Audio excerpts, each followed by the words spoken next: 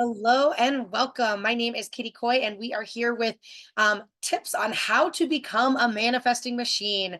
This is my absolute favorite thing to talk about because it is actually very easy to become a manifesting machine. Well, let me say simple, but not always easy to become a manifesting machine.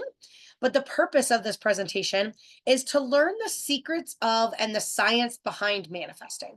Like, I love understanding how and why things work, and when they do, it's a lot easier for me to use a tool. It's basically saying if you know the rules very well, it's easier to play the game. And I love to think of manifestation as just playing a game. We're going to debunk the myths around manifesting. So there's a lot, manifesting is in the popular media. And unfortunately, there is a very strong, prevalent myth that is actually making it harder for every one of us to manifest if you don't know that it's a myth. So we're going to talk about what that is. And we're going to go through the 4 challenges around manifesting. I think about manifesting as like a marathon or maybe a road trip. And so these challenges become the roadblocks that prevent us from being able to manifest. So we're going to talk about those 4 challenges and how you shift them, like, and which, so you can understand which one of these may be holding you back from becoming a manifesting machine. And at the very end, I do have an actual protocol, a simple 4-step method of how you can start manifesting today. So with that, my name is Kitty Coy. I actually have a degree in neuroscience from CU Boulder. I worked for 10 years as a behavioral neurophysiologist, which is a fancy way to say I studied how the structure of your brain affects your behavior and how your behavior actually changes and affects the structure of your brain. And I loved neuroscience. I was in it for 10 years and clinical research and bench research and everything in between. And what I found is I really wanted to help people in day to day. Research has a really long lag time to get results. And so about 8 years ago, I left research and started. I became a coach, and I am a magnetic mind coach. Simply put, I teach you how to have a magnetic mind. So, what does that mean? I help people tap into their heart's deepest desires. And we do that using neuroscience, cutting through your conscious mind into your subconscious, into your heart. So, and once you get crystal clear on what you want, what is your heart calling you to do? Then we use neuroscience based methods to release the resistance that they have. Whatever that is, fear, self doubt, procrastination, unworthiness, whatever sort of resistance they have, it's preventing them from reaching their goals. We release that with neuroscience. And then all you need to do is take action and you become a magnet for whatever you want. We call it manifesting. It feels like magic, but is absolutely quantum physics and neuroscience. But that's what I do as a magnetic mind coach. I'm certified in meditation, mindset, NLP, IFS, all these fun different things. I'm certified in superconscious recoding, which is one of the most powerful neuroscience based tools in my toolbox. We'll talk a little bit more about what that means in a minute. And I am a manifesting machine. I wasn't always a manifesting machine for my dreams, but now, because I've spent years understanding and learning and studying this protocol, or studying the process to create this protocol, because as a scientist I love to distill everything down to simple repeatable steps. And in that process I have become a manifesting machine. In the last 3-ish years I've had 10 of my lifetime bucket list achievements that I've gone through, and the process has been a lot easier than it was when I was working on those things for years and years. I manifested my absolute dream vacation to go live in Greece for a month. I am published and became a best-selling author. I opened a wellness center. I hiked the Inca Trail. Like, I did all of these personal and professional things, and everything I was able to manifest. Like, for the trips, I was able to manifest the money easily, and all the situations, and everything fell into place, and everything I needed just kind of fell in my lap in multiple ways. You'll hear some of the stories later. And you could be a manifesting machine too. A little hint: we're all manifesting all the time, but you manifest whatever you believe that you deserve, and you know what you believe you deserve because it's whatever you have in your life right now. So that's one of the things we're going to talk about, is raising that level as how you manifest more of your dreams instead of more of whatever you're already manifesting. So let's start with getting on the same page. What does manifesting even mean? It's focusing your thoughts on something you want in an effort to bring it to life, making thoughts into things. That is the act of manifesting. And I love this quote from Albert Einstein. And this, by the way, this quote is 80 something years old. Everything is energy, and that's all there is to it. If you can match the frequency of the reality you want to create, you cannot help but create that reality.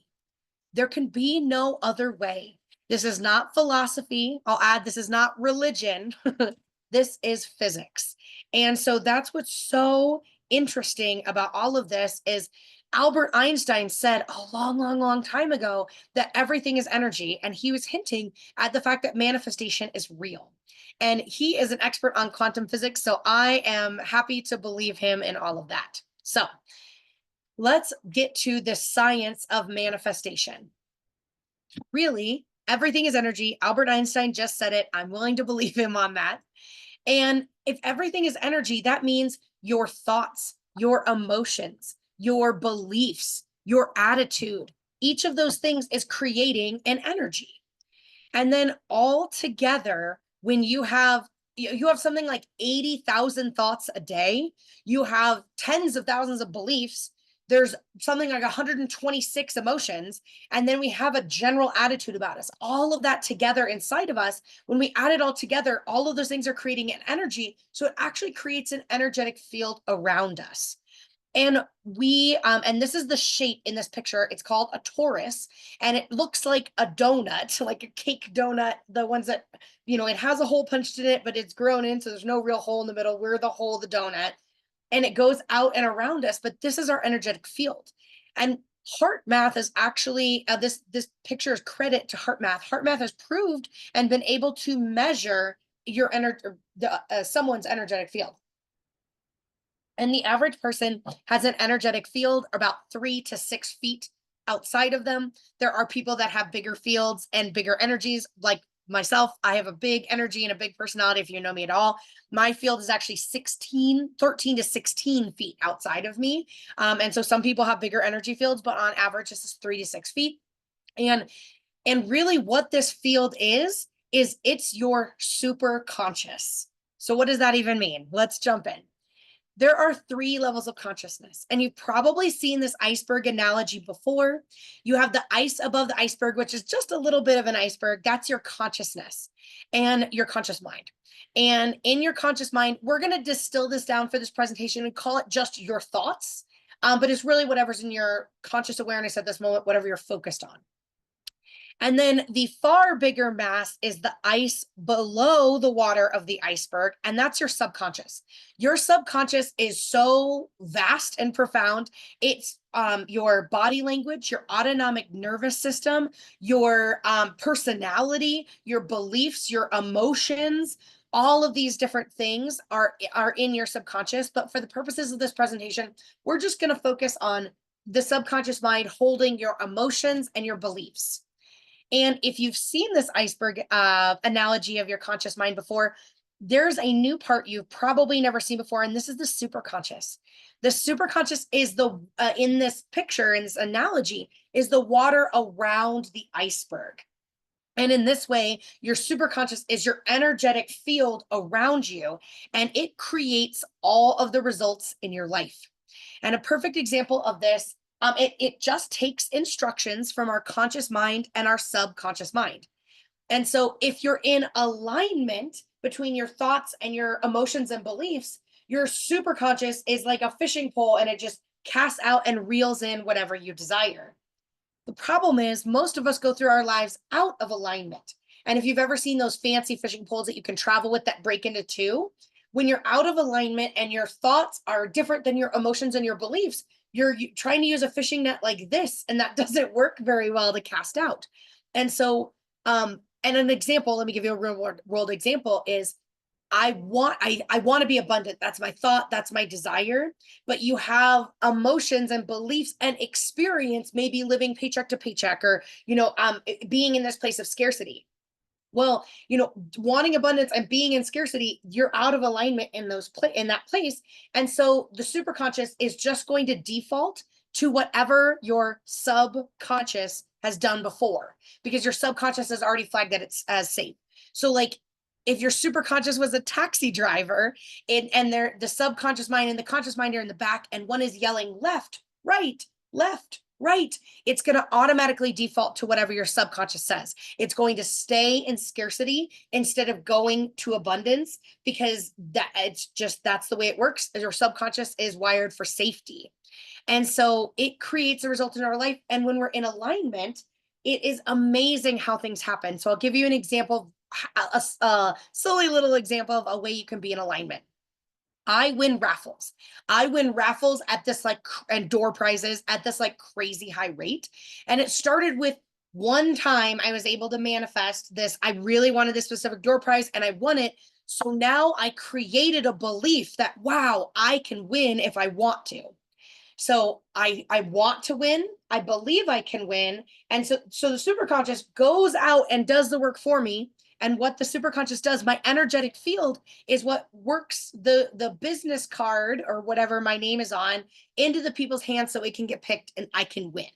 In that way is how the superconscious creates all the results in our lives. So let's now get into the quantum physics around manifestation.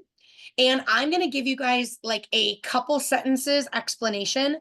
This specific experiment I'm going to be talking about has been going on continuously for 97 years, because since 1927, when it was originally found, it's so amazing and confusing, and they're trying to understand the limits of how it works. So for 97 years, this specific different variations of this experiment have been happening.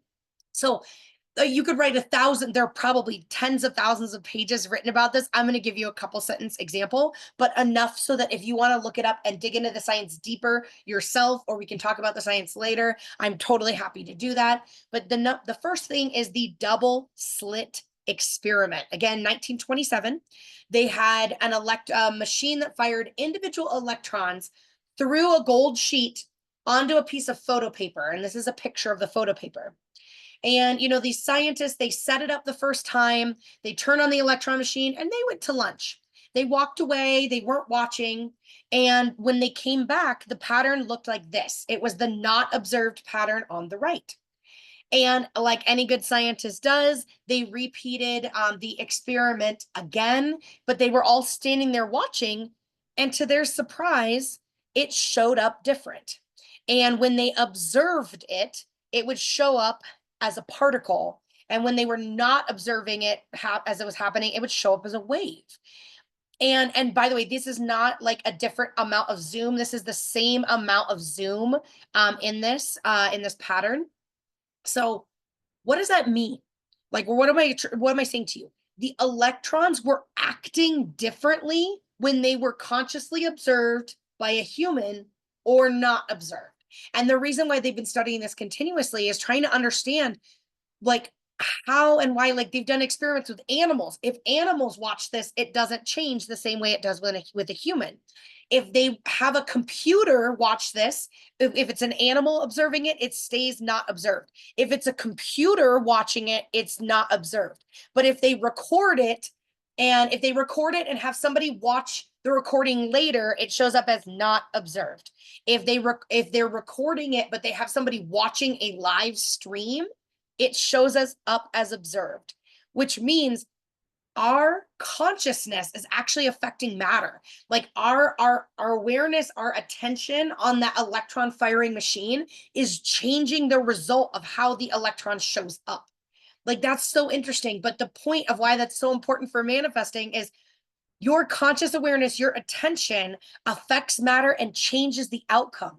So if you if you observe your thoughts, your emotions, and your behaviors, you're actually able to change the outcome in your life.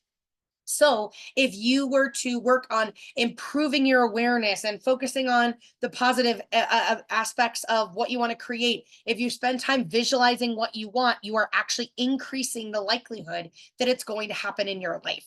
So that's the most amazing thing about the double slit experiment, is that our consciousness affects matter and changes the outcome that happens. So that's one of two experiments I'm going to talk about. The next one, well, the next one is more of a phenomenon. There's lots of experiments around it. And Albert Einstein called this spooky action at a distance. It's called quantum entanglement. And basically saying quantum entanglement says two particles that are entangled, they're connected, so they're like twins. Two particles that are entangled, no matter how far you pull those particles apart, they are, when you affect one, you affect the other instantaneously. And why this is called spooky action at a distance is the fastest speed that we know, and as humans right now, is the speed of light. And they've done experiments, and when you affect one particle, the other particle is affected instantaneously, not even a half of a millisecond later. Literally instantaneously, a particle A affects particle B. And so they've literally taken this experiment to other opposite poles of the world, and it would take something like 7 or 8 minutes for that signal to reach it if it was going the speed of light. So we don't know we don't understand the mechanism of how one particle instantaneously affects the other particle. So why, you might be asking yourself, why is this important for manifesting? You and your desired outcome, you and your dream, you and your vision are two entangled particles. Because if you have the dream equally has you. And so you are connected to this outcome in the realm of infinite outcomes. So the more you focus on it, the more you can affect it. We know that from the double slit experiment. And when you are changing and, like, let's say doing personal development or doing things that, like the visualization I talked about, or things that increase your likelihood of working towards your dream, as you change you are also changing your dream and attracting it to you. So quantum entanglement is the second scientific phenomenon that explains how manifesting works. If you have any curiosity, feel free to search the double slit experiment or quantum entanglement. I'm also happy to talk about it. I will share, I am not a quantum physicist, but I know enough to be dangerous about how this works. And so the point is that quantum physics, not Newtonian physics. Newtonian physics is what you learned in high school or college. That's Newtonian physics, unless you were a physics major, or an engineer, then you might have learned quantum physics. But quantum physics actually does explain how manifesting works. So energy attracts energy. These are some other principles in quantum physics. And similar energies naturally align to each other. And you know this, you've experienced this in your life. Like, have you ever been at like a conference and you find yourself, you're like, well, I don't know where to sit. Oh, I'll sit over there. And then you happen to sit next to somebody who's just like you, or maybe they love the same things or something like that. I find this all the time when I go to parties and I walk up and I start talking to strangers. I have so much in common with them because like attracts like. And the same thing to be said, there was a period of my life where I was very depressed. I was attracting all of these things into my life that would make me depressed. I would attract all these other depressed people into my life. And when I worked through and released my depression, I naturally started attracting higher vibrational people and experiences into my life. And so like attracts like, and I want to bring it back to the energy field, the superconscious. It's your energetic field that's doing the attracting. When I was depressed, I had thoughts and emotions and beliefs around depression that I was putting out there. And that is literally like a beacon communicating that signal. And that was what was attracting those people and situations into my life. And so again, your energy field is dictated by your subconscious beliefs and emotions. That's the strongest part because that's the biggest part of the iceberg. So your energy field really is whatever you believe and whatever you feel.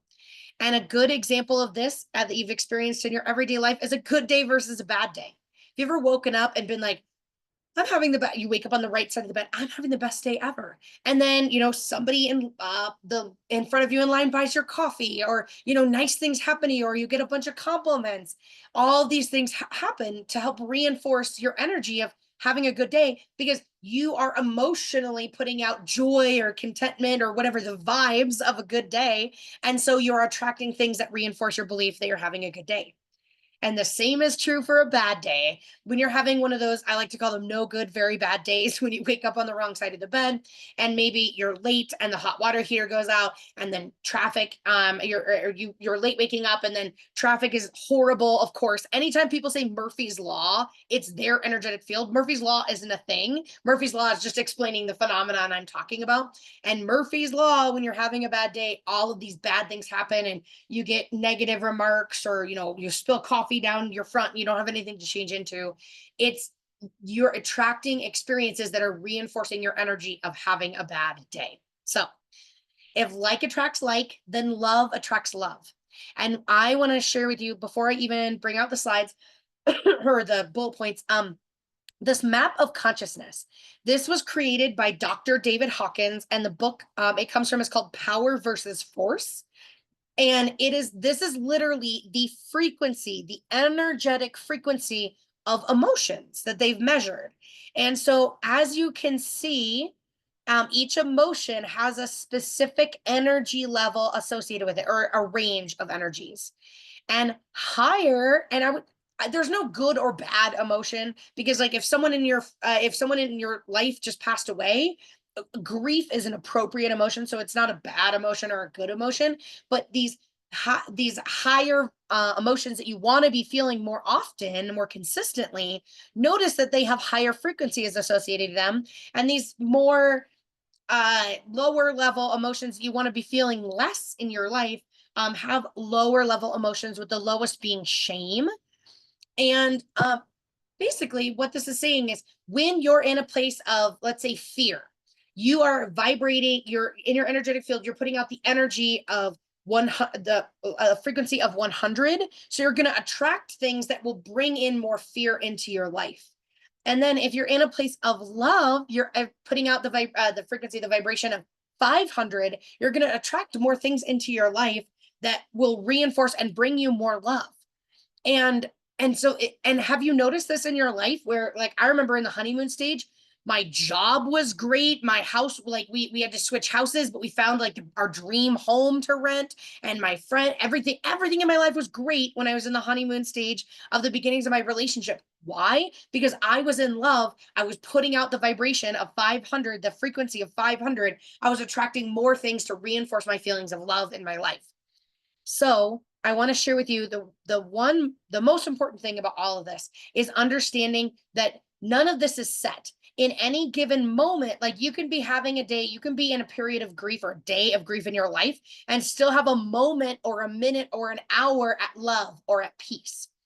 And so knowing this map of consciousness, this emotional vibration chart, you can shift and change it. And how you bring yourself, like, let's say you're in these lower level emotions and you don't want to be there anymore, how you bring yourself up is gratitude. So they measured gratitude as a state of being, not like, oh, thank you for the coffee, but like literally being in a state of deep gratitude just for being alive, was measured at 900, which is in enlightenment. And so when you are focused on gratitude, it will help bring you up this emotional vibrational chart. And so gratitude, the more you can practice gratitude in your life, the more likely you are to pull yourself up of these emotions. And I mentioned earlier about, there was a period of my life where I was going through some depression, and literally what shifted it is I started to focus on gratitude every day. I would write down 10 things in the morning I was grateful for, and 10 things at night. And I couldn't repeat the same things in a day. And so I had to come up with all these reasons to be grateful. And naturally, what happened is I was in a place of fear and apathy and all this, maybe grief, whatever. And I just started going up this chart. And then once you practice gratitude, when you get into these high level emotions, it's easy to go up.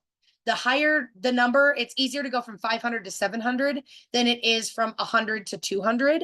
But it's just amazing. So gratitude is the way that you bring yourself up this emotional frequency chart. So now that we've talked about a lot of the basics behind manifesting and emotions and vibrational frequency and all of that, now let's actually talk about manifesting. Popular media, movies, and books like The Secret, while they're amazing, they only give you half of the equation. And unfortunately, they don't give you the half of the equation you need to actually start manifesting in your life consistently. And because popular media says, if you have positive thoughts, you'll bring positive things into your life.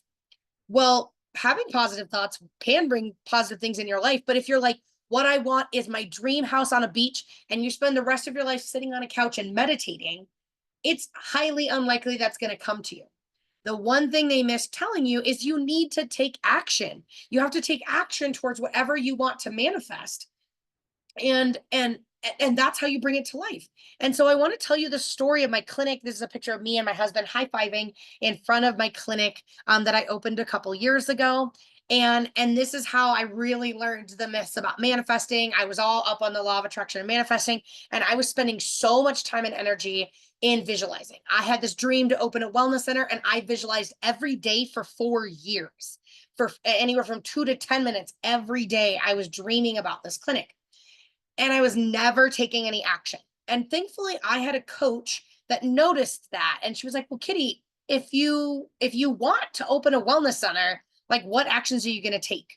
To give you a frame of reference, this was May 2020. So where I live in the world, wellness centers were barely opening back up from lockdown. It was very uncertain. Owning a brick and mortar seemed like a liability. So I gave her a laundry list of excuses and reasons why I couldn't open a wellness center.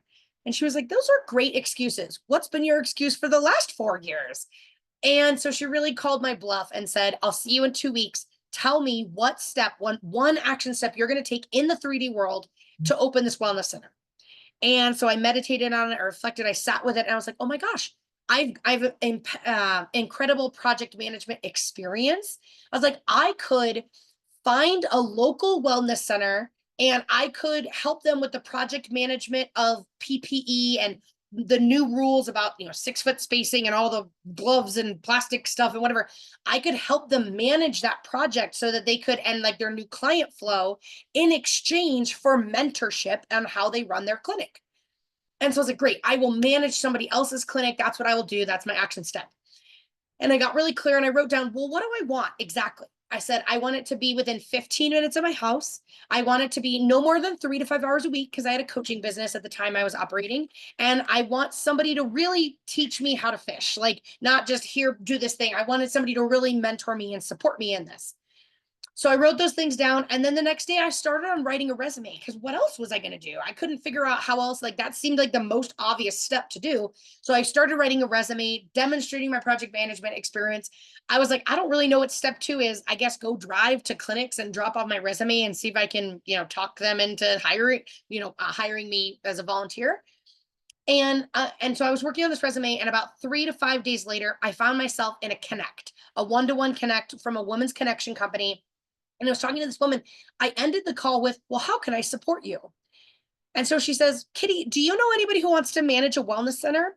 I have a wellness center open in Denver. 85% of my clients are online, but for the 15% of clients that aren't, I'm going to keep my wellness center open in Denver, and I'm moving to Arizona in a month, and I just don't know who can manage my wellness center. It's like, I might know somebody. Tell me more.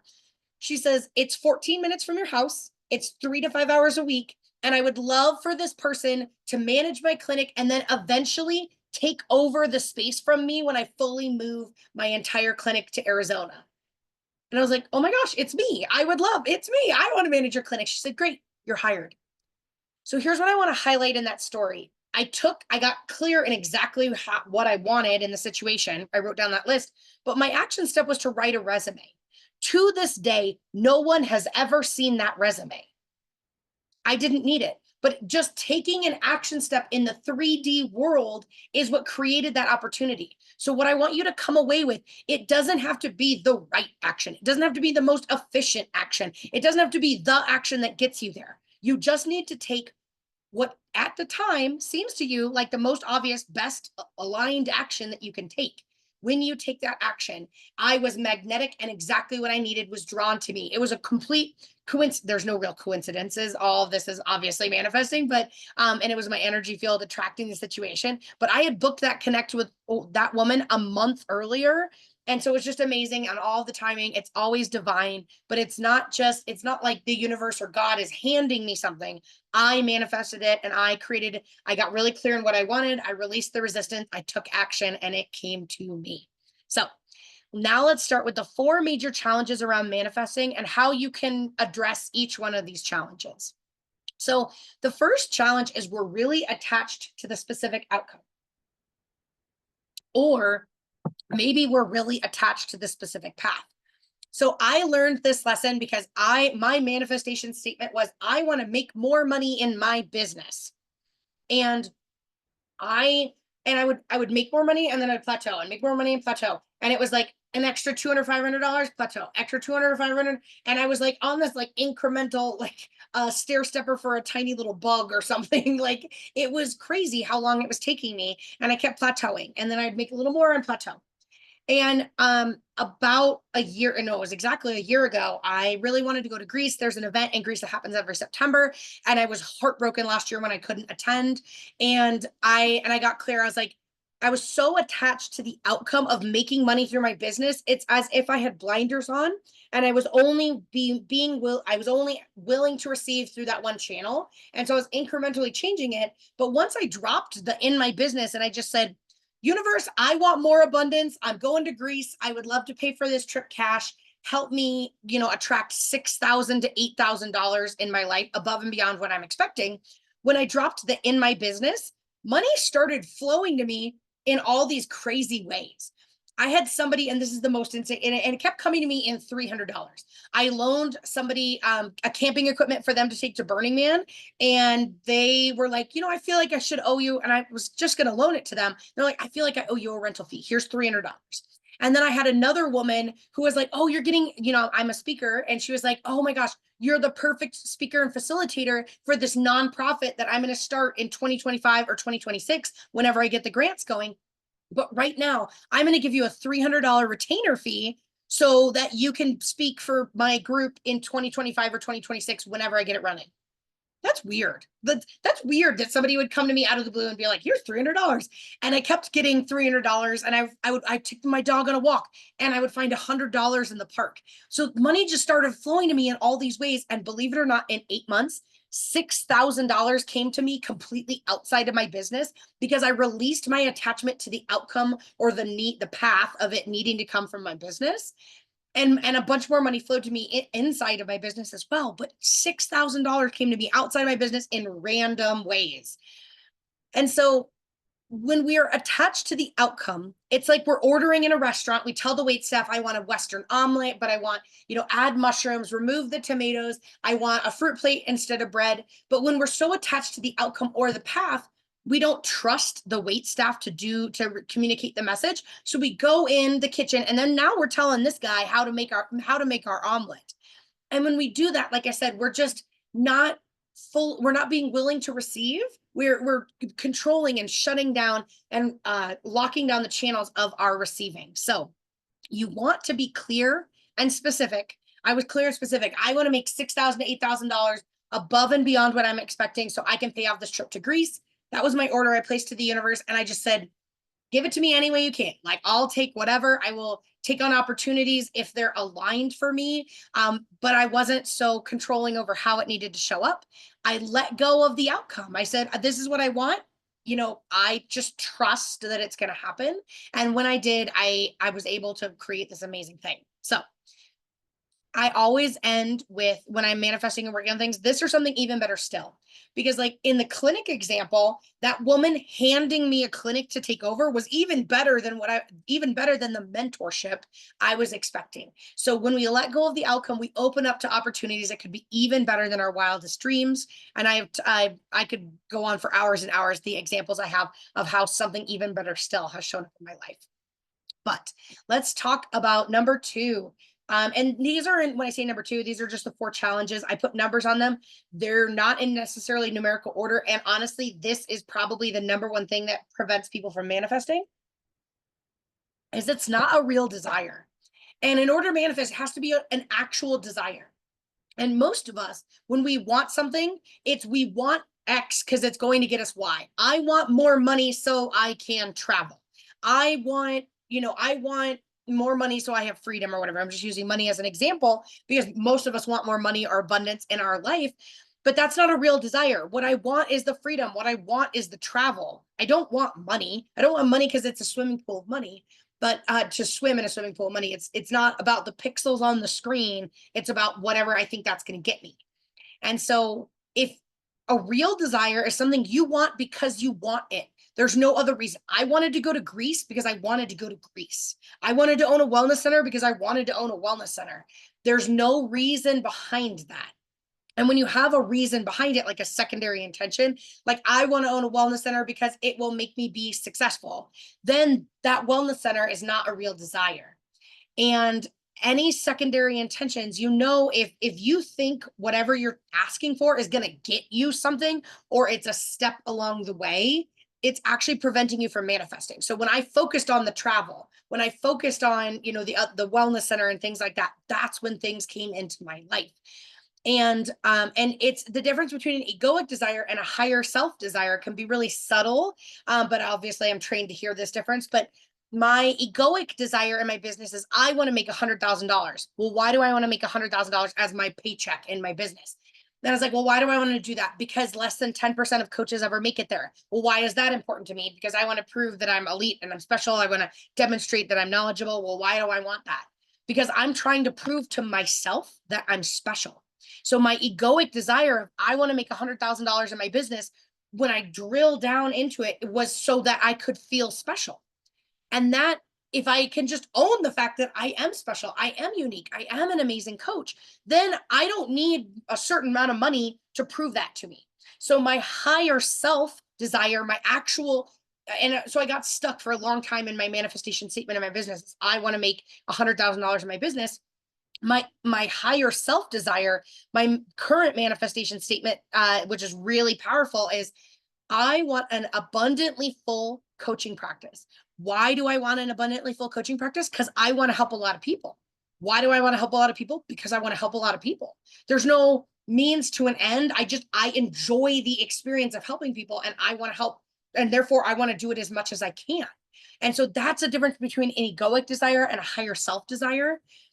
And I just want to share, because I would say 99.9% of people I talk to, when I talk to them about what do they want to manifest, almost every single person tells me that they want more abundance or more money in their life. And here's the problem, and I already said it. Money's a vehicle. Money's not a destination. It's whatever you want the money for. That's your real desire. That's what you want to create more of in your life. And so if you want money because you want travel, great. Focus on the travel. The travel is your real desire. And if you want money because you want a landscaper and a gardener, or a house cleaner and all these things so you can spend more time with your family, your real desire is spending more time with your family. And so the money and the landscaper or whatever is just ways to get there. And when you're on your way to a dream, if you're so focused on the vehicle, that vehicle will break down. Like, think about if you're trying to drive from Denver to New York, you can't get there on a single tank of gas or a single charge of an electronic vehicle. And so that's why we get to be flexible in our manifestation journey when we're not attached to the vehicle, when we're just eyes on the goal of the destination we want to be at. If that car runs out of gas, I'll get on a horse and buggy. When that horse is tired, I'll get on a rocket ship. I don't care how I'm getting there. Again, not being attached to the path. Step was the challenge number one. When I'm not attached to the path of how I get there, I'm only connected with the experience that I want to create. It doesn't matter how we get there. So hopefully that makes sense. And this is the number one thing that blocks most people, is it's not a real desire when they drill down into it. So you want to understand the why behind your desire. And the reason why this is the problem, the part that sticks most people and it's tough, is we in America, especially, but it's all over the world. We come from a problem solving orientation to the world. We're governed and reigned by England. What was the problem? Overtaxation. How are we going to fix it? Throw tea in a bay, have a revolution. So more than any other country, or at a very high level above most other countries, the United States, we are born problem solvers. We pride ourselves on being problem solvers. We're conditioned and born and bred to solve problems. Here's the problem, though, or here's the issue with that. When you're a hammer, everything's a nail. When you're a problem solver, you will have an endless stream of problems that come up in your way. And oftentimes when we want abundance, and when I support people into drilling into why, it's like, well, I'm sick of being broke. I don't want to live paycheck to paycheck anymore. I don't want scarcity. Well, it's not that they're moving towards something they want, they're moving away from something they don't want. And so in that way, it makes it problem solving. And anything that you're like, I don't want that, I'm trying to move away from that, you are actually in a tension relationship with that thing, and you will never be able to move away from it completely because you're trying to solve that problem. And after you solve that problem, another problem will pop up. And I hear this again and again when people, when they're in a problem solving mindset, they're like, I want to make more, I want to make more money. And they will start making more money, but then their car breaks down or something, they will start making money, but then there's a lawsuit or whatever. I'm just making stuff up, but something will happen that all their money goes away because they're trying to get away from scarcity. So they're in a tension relationship with scarcity. So when we're focused on the problem, we're just creating more and more and more of that problem, and getting more and more attached to that problem we want to get away from. And it sounds like this: when I fix this, then I can have whatever. When I fix my worthiness, then I can make more money. When my business makes $100,000, then I can feel successful. When I lose the weight, then I can take the boudoir pictures. When my kids move out, then I can, go on vacation or whatever. We're working away from something we don't want, instead of moving towards something we do want. So the mindset of manifestation is a conscious creation mindset. It is moving towards something you want because you want it. And that's it. So get clear on why. Why do you want that thing? Drilling into the why will help you see if it is a real desire or a problem you're trying to solve. And then, by the way, this is the steps. This is how you get into a conscious creation mindset. You get clear on what you want. And then every day you visualize it. And by visualizing, even if you're visualizing is not a skill that you're very good at, you don't need to be able to play a movie in your mind to be able to visualize. It's about being able to get into the energy and the emotion of the desire, or the energy and the emotion of whatever you want to create, sensorizing it. Like, when I was visualizing Greece, I could smell the salt water. I could hear the waves. I could taste I was like, I don't know what I taste. Wine. They make wine in Greece. So I was like, I can taste the wine. I could feel the sunshine on my face. I could, I went through all of the senses, and the emotions I was feeling was like presence, like nowhere to go and all day to get there. Because when you're on a sailboat, there's nothing, not much to do except just be, and just contentment and pride and all of that. So every day I was visualizing, I was in the sensory experience and the emotions of being in that place. So that's what I mean when I say visualize it, and focus on taking baby steps towards what you want. It was years that it took me to manifest that trip to Greece. I can't tell you how many times I planned that trip. I have spreadsheets, and I was like, oh, right now plane tickets cost XYZ. And that's why I knew the $6,000 to $8,000 budget part is like, oh, plane tickets cost this, and it costs about $1,000 to go rent a sailboat per person and all these things. I was taking baby steps in the world of what I wanted to create. And the important thing about this is keeping your eyes on the goal of what you want to create, because not every day was I able to have the time or the energy to plan my trip to Greece every day. Sometimes I took little steps. Like I knew that I wanted to be comfortable in a bathing suit, so I would take an extra walk or something like that was also supporting another goal. But I had a client that came and started working with me, and she started working with me because she was in this place where she knew that something was going on, and she must have something to do with it. And she was really halting her dreams. So over a span of 3 years, she had 6 life altering things happen, and they happened at the exact same moment. So she was a full-time mom and wanted to be a part-time mom. Well, she wanted to open her part-time business. Right now it was just a hobby. She was a hypnotist, and she really just wanted to serve more than like 1 or 2 people a year. She wanted a part-time business. And so she'd say, this is my time. I'm going to launch my business. And every time she'd say, okay, it's going to be November 7th. Within 7 to 10 days of this day, that she said, it's going to be X date, some freak accident or family emergency would happen. And it was literally within a 3-day window, and it happened 6 times over 3 years. So she knew she must have been manifesting something around the timing of it. One of them was her son broke both of his arms. Her sister got in a car accident and was injured and had doctor's appointments and couldn't drive because her vehicle was totaled. She was a bonus mom, so they were slapped with a custody suit. Their family got really sick and were sick for 6 weeks, so nobody could leave the house or work or do anything, and on and on and on and on.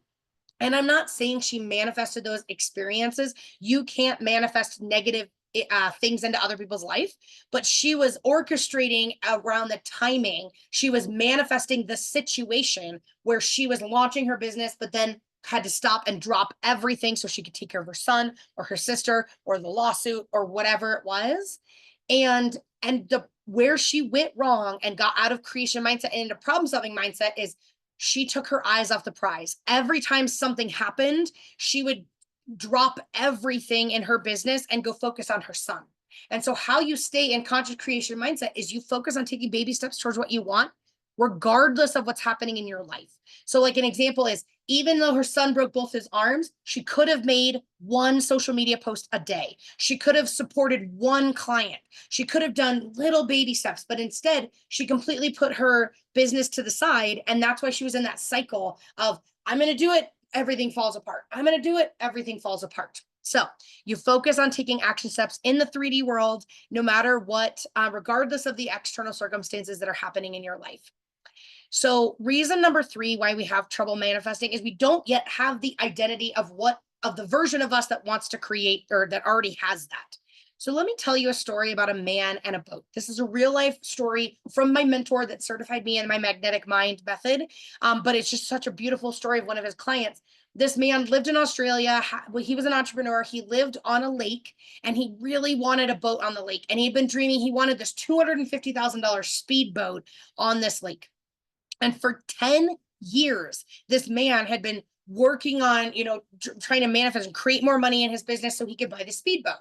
And he would make money and then his car would break down. He would make money and then something broke down in his business or there were some losses. So anytime he would get close, something would happen and knock him off his pedestal. Sound familiar? I know that happened to me so many times in my life before I figured out what was really happening behind the scenes.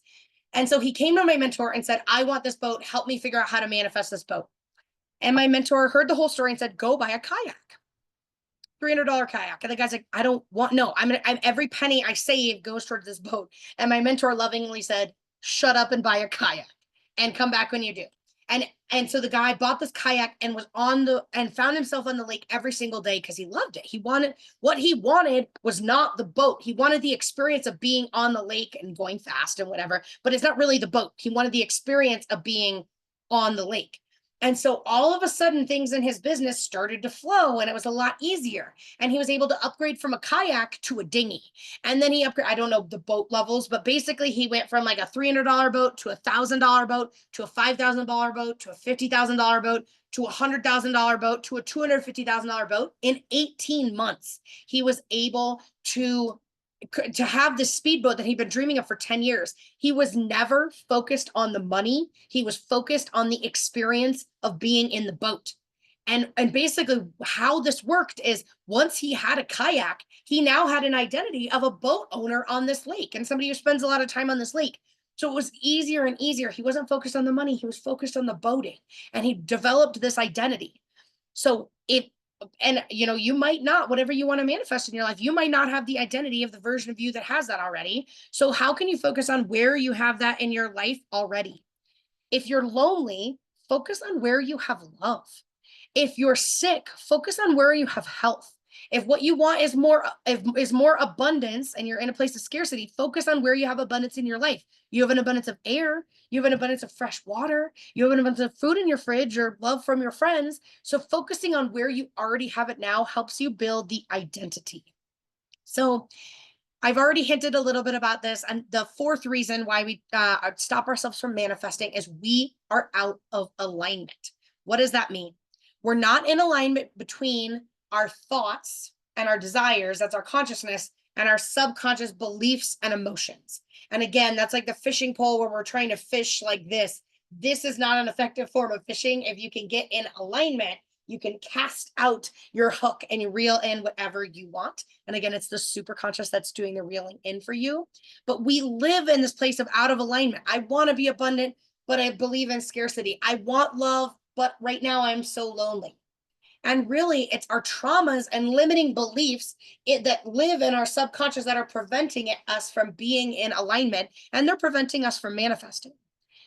And I said this already, but I want to repeat it because it's so important. You are manifesting all of the time already. We're already manifesting machines, but you will manifest what you believe that you deserve subconsciously, not what you actually want.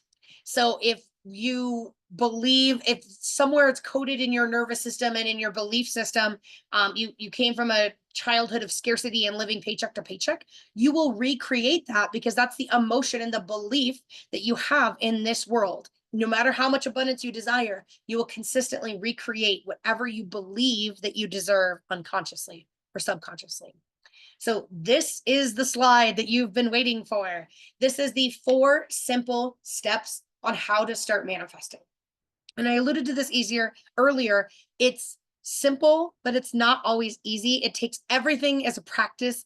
I really think of manifestation. It's a science, and it's science based, but it is an art to utilize it in our everyday life. But here is the steps. 1, you get clear on your real desire by digging into the why around what you want and getting to the real root desire. Step 2 is you visualize it daily. And that means using playing a movie in your mind the best that you can. If you can't visualize, well, I would love to talk to you because I have a client that can't visualize. Like, she cannot play a movie in her mind, and she's an excellent visualizer. But when I met her, she said, "Oh, I can't visualize." It's like, yes, you can, and I'll teach you how. So you visualize daily, which is getting yourself into the emotion of what you want to create and using all 5 senses. And just playing a movie in your mind, daydreaming is a form of visualizing. And so you just visualize it every single day for 2 minutes, maybe. I like to say visualize while you brush your teeth in the morning and at night. So that's 4 minutes a day of time you were already using. Why not use it to visualize and start becoming a manifesting machine for your desires? And the reason why it's so important to visualize is your subconscious mind can't tell the difference between visualization, a movie, and reality. And you know that because, like, have you ever seen a movie and something happens, boom, and you jump? Because your subconscious can't, it's not a very good judge in what's real. So the more real you can make that visualization, you are tricking your subconscious mind into thinking you have it now. And in that way, you're building the identity. Your subconscious is like, oh, you've already been to Greece. You've already lived on this sailboat because I played that movie in my mind so many times. And so now the subconscious doesn't have as much resistance. It believes it's already happened. And so it's not fighting so hard against that. I already have a little bit of the identity. And release resistance. This is what I do with my clients using the neuroscience-based methods. I have a biofeedback device that rewires your brain for more happiness and success. I do super conscious recoding, which is going in and giving new instructions to rearrange your energetic field and actually your neural structure to be more in alignment with your dreams. But this is getting rid of the fear, self-doubt, procrastination, unworthiness, whatever is preventing you from going for your dreams. And again, it's not, when I fix my unworthiness, then I can have more abundance. It's not like that. It's like saying, I'm running a marathon and there's a roadblock in front of me. Can I climb over it? Can I get around it? Could I use the rays of the sun to melt the roadblock? It's not focused on the block is the problem. It's focused on, I'm going there. And I don't care if it's plane, trains, automobiles, or rockets, I'm going to get to my destination. So when you release that resistance, you're able to take action. And releasing resistance, another way to say that is to get your beliefs and emotions in alignment with whatever you think and whatever you desire. And step 4 is to take action. So with that, I'll give you guys just a half a second if you want to jot down the steps or take a screenshot of this picture. But these are the 4 simple steps to manifesting. Get real on your desire, visualize it daily, release the resistance, and take action steps. And so if you're already manifesting all the time, don't you want to be a manifesting machine for your wildest dreams like I've learned how to become? And so if you would love support in becoming a manifesting machine, I would love to support you in that process. And as a thank you for attending today, I'm offering a 30-minute manifesting machine coaching session. In this, you can get a tip that you can utilize today immediately on how can you start manifesting your dreams. And if it's in alignment to work together, I can give you a roadmap of what it looks like for me to support you in releasing resistance so you can manifest your machine, become a manifesting machine in a hurry. So there's only a couple spots available, and I would normally charge $197 for this type of coaching. We can create a manifestation power statement, go through, and whatever challenges or roadblocks you're facing, we can release those specifically for you. But also, thank you for attending. It's free today. So I already said this. You can, whatever you need to manifest, all you need to do is learn how to tweak a little bit. There's nothing broken about you. There's nothing you need to fundamentally change. It's just tweaking how you relate to these things. So that QR code is there. There's also a link right here, which I'll pop in the chat in case you're interested. But it's ubu.as.me/manifest. So with that, I'm going to stop the share, stop the recordings, and I'm going to open up if anybody